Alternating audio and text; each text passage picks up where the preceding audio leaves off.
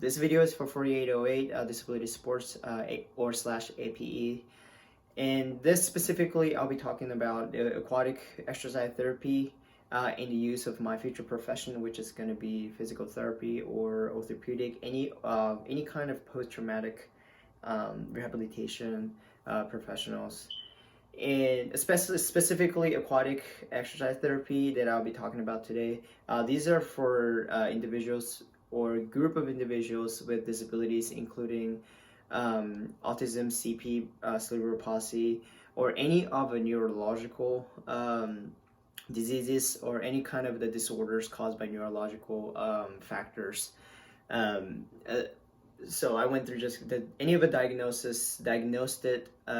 disabilities includes autism spectrum disorder, ASD, commonly known as autism, cerebral palsy, which is a cognition disorder of movement involving muscle tone, loss of muscles, poor posture due to abnormal brain development through the young age, or often it's before birth, or any other developmental disorders.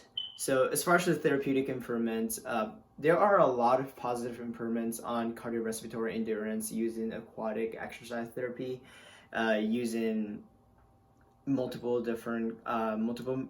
ways of stimulating the muscle groups, cardiorespiratory system, using water aquatic resistance. There were many positive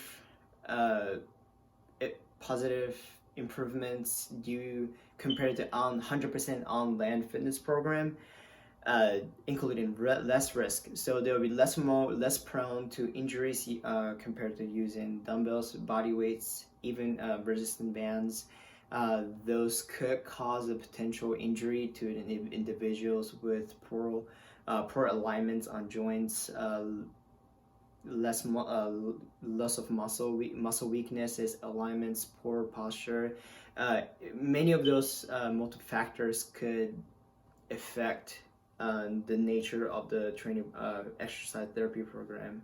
So using the aquatic pool setting provides more opportunity to improve overall fitness while avoiding further joint trauma. Utilizing the water resistance, this will apply extra resistance to the exercise.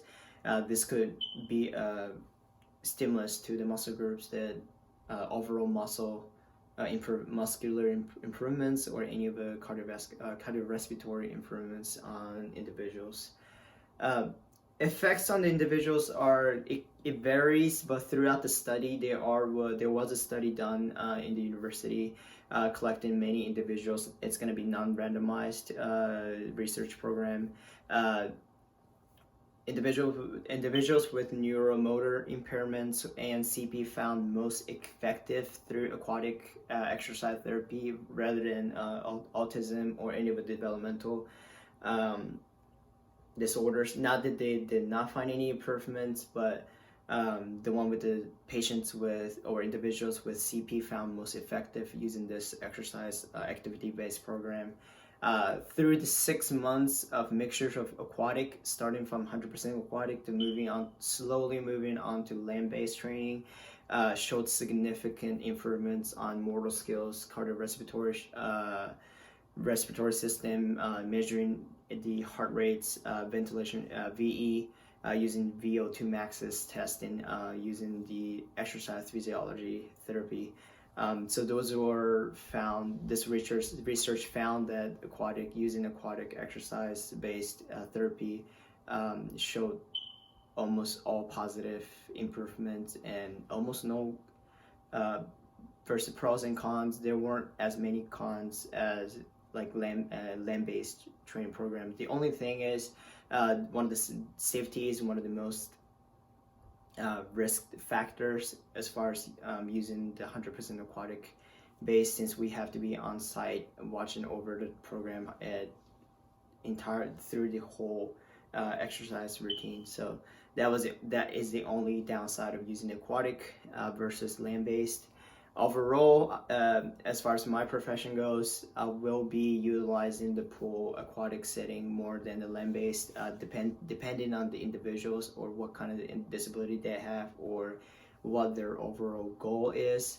Definitely, the aquatic exercise therapy is one of the most used or one of the safest activity-based program towards individuals with disabilities.